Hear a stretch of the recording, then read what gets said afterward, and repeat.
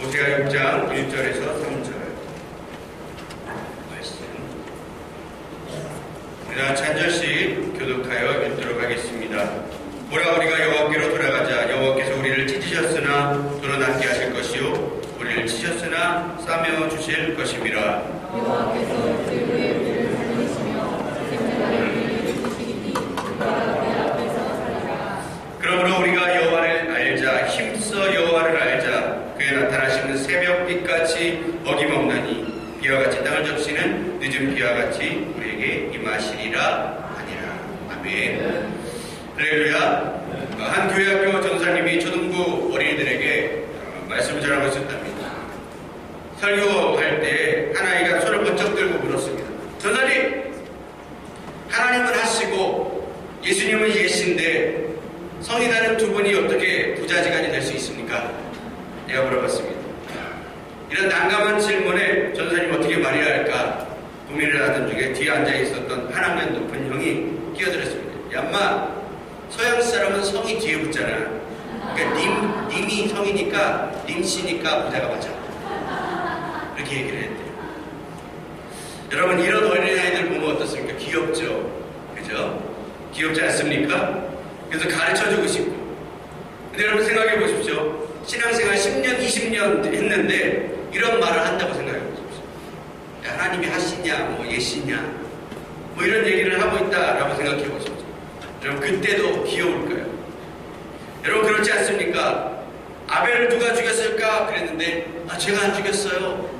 이랬던 옛날 그 유머처럼 신앙생활 하면 할수록 우리는 하나님을 더 알아가야 되는데, 신앙생활을 하면 할수록 하나님 알아가는 게 아니라 늘 제자리를 답보하고 있는 그런 모습 혹시 우리가 가지고 있지 않을까 생각을 해봅니다. 오늘 호세아서 말씀에 호세아 선지자가 이스라엘 백성들에게 간절하게 눈물로 호소합니다. 여러분, 우리가 좀 여호와께로 돌아갑시다. 비록 여호와 하나님이 우리를 찢으시고 아프게도 좀 하시지만 우리를 도로 낳게 하시는 분도 여호와 하나님 아니시겠습니까? 여러분, 그분이 우리를 살려주실 것입니다. 할렐루야. 여러분, 때로는 주님이 우리를 찢기도 하시고 치기도 하십니다. 그런데 그 이유가 무엇이냐면 여호와를 알게 하기 위해서 주님 때로 우리를 찢게 하시기도 하시고 치시기도 하시더라고요. 때로는 마음 아픈 상황 가운데서 하나님을 알게 하기 위해서 하나님께서 그런 일들을 우리 삶 가운데 행하시는 것을 많이 보게 됩니다. 오늘 말씀에 호세아 선지자는 눈물의 선지자다라고 별명을 가지고 있습니다. 그러나 하나님이 호세아 선지자에게 너는 창녀 구매가 결혼해라 이야기합니다. 그래서 이 사람이 돈을 주고 창녀 구매를 데리고 가서 결혼을 하고 애도나고 했는데, 이 구매이 결혼하고 애도나고 잘 사는가 했더니 또 도망가는 거예요. 옛날 습성이 나왔습니다. 또 장례촌에 가서 이 하나님이 또 데려오라고 돈 주고 또 데려오라 그래서 다른 남자의 아내가 되어있는 그 구매라는 여인을 또 돈 주고 가서 싸우면서, 그가 이런 사건들을 통해서 무엇을 배우냐면 하나님 아버지의 마음. 참 힘들겠죠. 그렇지만 그는 이런 일들을 통해서 하나님이 그만큼 창녀와 같은 이스라엘 백성들을 사랑하신다는 것을 그 삶을 통해 배웠던 선지자가 이 호세아 선지자입니다. 그러면서 그가 이스라엘 백성들을 향해서 눈물로 그 자기가 깨달은 하나님에 대해서 선포를 하는 것이죠.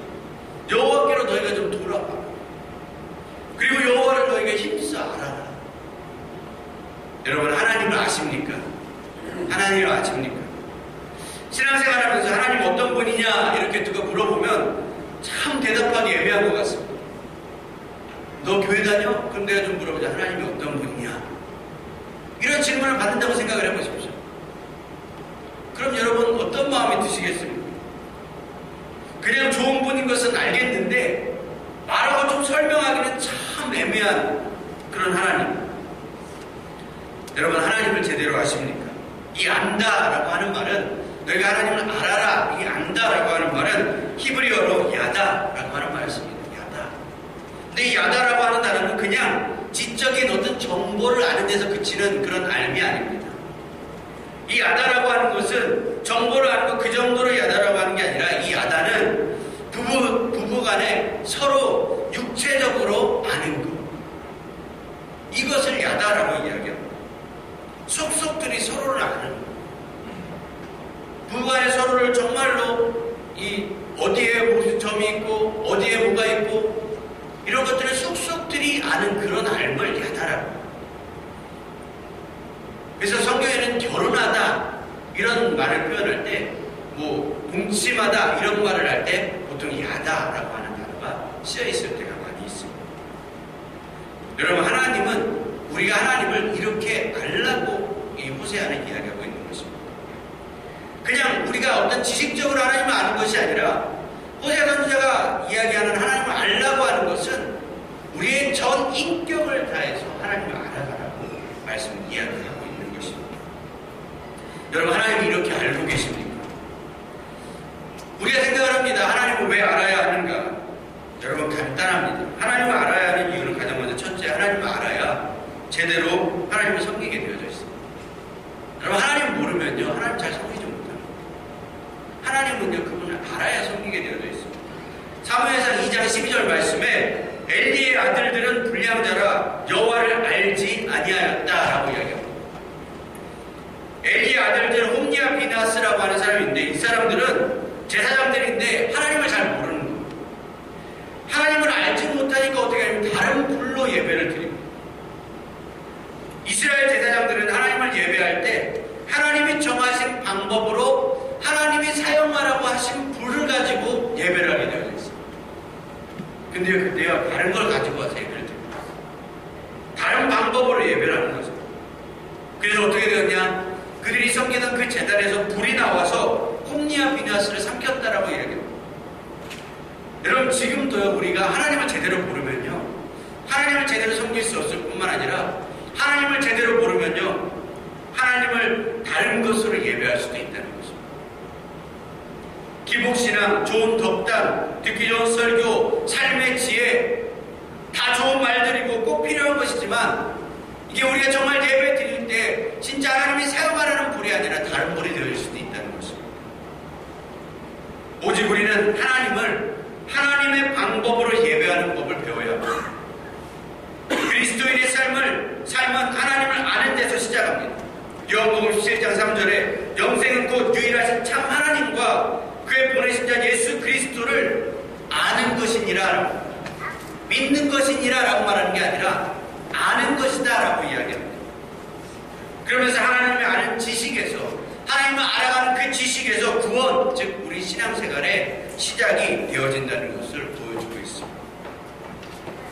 여러분, 하나님을 아시길 주의 이름으로 축복합니다. 또 하나님을 왜 알아야 할까요? 두 번째는 하나님을 알아야 제대로 증거하고, 많은 분들이 하나님을 잘 몰라서 못 전하는 것을 많이 보게 됩니다. 그래서 여러분, 제대로 아셔야 합니다. 여러분, 이제 좀 우리도 이 무지한 신앙생활에서 좀 벗어났으면 좋겠습니다. 덮어놓고 믿는 신앙, 때로는 좋기도 하지만요, 제자들에게도요, 성경이 풀어지고 나서 마가의 다락방에 성령의 충만이 임하는 놀라운 폭발적인 부흥의 역사가 나타납니다. 성경은 여러분 하나님의 말씀인 줄 믿습니다. 그분의 말씀을 보면요, 그분이 하신 말씀을 우리가 잘 들여다보면 그분이 어떤 분인가를 알게 되지 않겠습니까? 그래서 이 깨달아진 말씀 위에 성령이 임할 때 엄청난 능력과 폭발적인 부흥의 역사가 나타나거든요. 근데 고린도 교회는 말씀이 먼저 부어지지 않고 아무것도 없는 상태에서 성령의 충만을 받아서 그 은사들이 하나님의 영광을 나타내고 부흥을 이루는 데 쓰여지는 게 아니라 그 수많은 은사와 능력들이 분쟁거리가 되어지는 것을 보게 됩니다. 여러분, 알아야지만 복음이 증거되는 것에 더 구체적으로 확실하게 쓰여질 수가 있거든요. 여러분, 이제 하나님을 더 알고 확실하게 믿는 자들이 되어지시길 주님의 이름으로 축복합니다. 그리고 하나님을 알아야지만, 세 번째, 하나님을 알아야지만 타락하지 않습니다. 홈니와 비나스처럼 다른 걸로 예배하고 어떤 그런 모습들, 하나님 몰라서 그런 것이죠. 사사기 시대도 여호수아 이후에 여호와를 알지 못하여서 그들이 자기 소견에 오른 대로 살아가는 것을 보게 됩니다. 이 자기 소견에 오른 대로라고 하는 말은 다시 말하면 말씀대로 안 살고 자기 마음대로 살았다는 것입니다. 성경은 자기 마음대로 사는 것을 죄라고 말합니다. 굉장히 배타적인 말씀일 수도 있지만 말씀대로 살지 않은 모든 삶이 죄입니다. 그래서 하나님을 제대로 알아야지만 그분의 말씀을 잘 지켜서 타락하지 않은 삶을 살 수 있게 됩니다. 말씀을 아시고 하나님을 아시고 타락하지 않는 신앙을 가지시길 주의 이름으로 축복합니다. 또 마지막으로 하나님을 알아야지만 그분과의 친밀한 교제를 이룰 수 있습니다. 친구나 연인 부부도 어떻습니까? 서로 알면 알수록 친밀해져야죠. 마찬가지입니다. 우리가 하나님을 알아갈수록 우리는 하나님을 더욱더 친밀하게 만날 수 있다는 것입니다. 그러면 어떻게 하나님을 알 수 있을까요? 크게 두 가지의 방법이 있습니다. 먼저는 경건의 시간을 갖는 것입니다. 따라해볼까요? 경건의 시간을 갖는다. 경건이라고 하는 말은 무슨 말이냐? 경건이라는 말은 하나님을 닮아간다 라고 하는 말입니다. 원어적인 의미로는 하나님을 향하여 있다라고 여길 수 있습니다. 하나님을 향하여 있는 그런 모습. 경건은 성경은 경건에 이르도록 힘써 연습하라고 말하고 있습니다. 얼마나 오래전부터 주님을 믿어왔는지 간에 모든 그리스도인들은 개인적으로 하나님을 알아야 할 필요가 있고 그러기 위해서는 개인적으로 하나님과 함께 시간을 보내요. 정기적으로 주님과 함께 시간을 보냄에 따라서 주님과 우리와의 관계는 날로 발전하게 되어질 것입니다. 경건의 시간은 그 규칙성과 지속성의 그 생명이 있습니다. 얼마나 자주, 얼마나 오래 하는. 매일 적은 시간의 교제가 띄엄띄엄 한 방에 몇 시간씩 하는 그런 경건의 시간보다 더 효과적입니다. 그래서 우리는 한 방에 어떤 은혜를 얻으려고 한 방에 주님을 알고 싶어요. 근데요, 경건의 시간이라는 것은 차곡차곡 쌓여져 가고 지금 당장은 보이지 않는 것 같지만 이게 지속적으로 짧은 시간이라도 계속적으로 나갈 때 우리는 하나님을 더 많이 경험할 수 있게 되어지는 것입니다. 어쨌든 대표적인 경건의 생활은 기도와 말씀을 생활하는 것이죠. 기도에 있어서 중요한 것은 얼마나 아름다운 미자여구를 많이 사용하는가, 얼마나 유창하게 기도하는가, 아니면 얼마나 거룩한 목소리로 기도하는가, 이게 중요한 게 아니라 하나님의 얼굴을 찾고 그의 임재 가운데서 안식하며 쉼을 가지고 그가 하신 일들을 경배하고 찬양하는 그런 기도가 정말로 좋은 기도이죠. 또 말씀을 배우는 경건의 생활을 해야 합니다. 그래서 하나님과 사귀기 위해서는 그가 어떠한 분이고 무엇을 원하시는지 그것을 알아야 하는데 이 모든 것들이 어디 들어있냐면 말씀에 들어있습니다. 그래서 우리는 하나님의 말씀을 통해서 하나님을 경배하고 하나님의 뜻이 무엇인가를 배우고 지극히 일상적인 나의 삶에서 완전히 평범한 내 삶에서 그 배움과 하나님의 뜻을 하나씩 적용해 나가는데 우리 신앙의 생활에 어떤 목표들이 들어있는 것이죠. 그래서 이런 경건의 생활, 말씀과 기도에서 여러분 이것을 통해 하나님을 더 알아가시길 주님의 이름으로 축복합니다. 이게 없으면요 하나님 알 수 없습니다. 경건의 삶이 있어야지만 하나님 제대로 알아가십니다. 우리 흔히 그렇게들 얘기하죠. 하나님 그냥 내 마음에 있어. 하나님 아시죠? 뭐 이런 식으로 대충 떼어 넘기려는 경향들이 많이 있습니다. 근데 성경은 분명히 하나님을 정확하게 알아야 합니다. 하나님을 힘써서 알아야 합니다. 할렐루야. 여러분을 힘써서 알 때 저와 여러분이 시간을 내고 마음을 들이고 때로는 어떤 하나님 아는 성경의 공부를 하기도 하고 때로 우리의 시간을 들여서 그분을 더 묵상하고 나아가기 시작할 때 여러분 앞에 더욱더 구체적으로 계시되어지는 하나님을 아는 역사들이 나타날 줄 믿습니다. 그리고 두 번째 하나님을 아는 방법은 하나님의 성품을 공부해야 합니다. 우리 한번 따라합시다. 하나님의 성품을 공부해야 합니다. 하나님의 성품을 공부해야 합니다.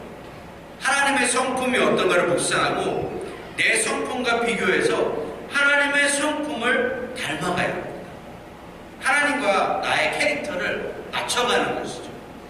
특별히 말씀을 묵상하고 어떤 이 말씀 가운데 나아가실 때 하나님의 성품에 대해서 여러분 묵상해 보십시오. 정말 좋습니다.